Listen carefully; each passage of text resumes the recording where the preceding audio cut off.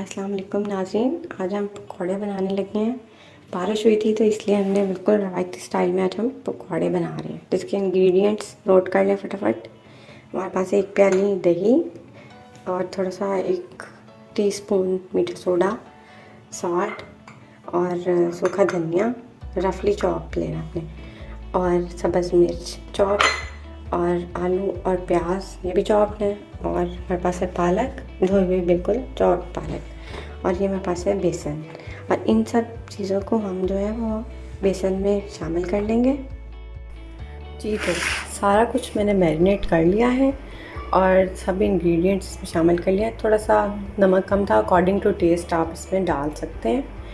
तो ये रेडी हो गया, अब हम इसको फ्राई करेंगे। देखिए बिस्मिल्लाहिर्रहमानिर्रहीम।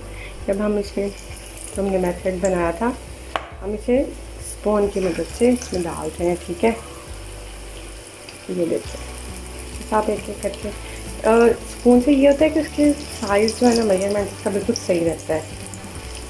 वैसे तो आप हाथ से भी डाल सकते हैं, लेकिन आपका हाथ ऑयल लगने का खतरा कि आप ज़्यादा बेहतर है कि आप चम्मच यूज़ करें।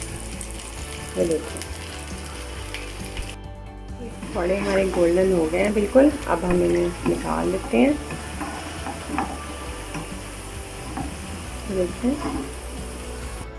जी, तो ये हमारे पकौड़े रेडी हो गए हैं। आप भी ज़रूर बनाएं और एंजॉय करें। ओके, अल्लाह हाफ़िज़।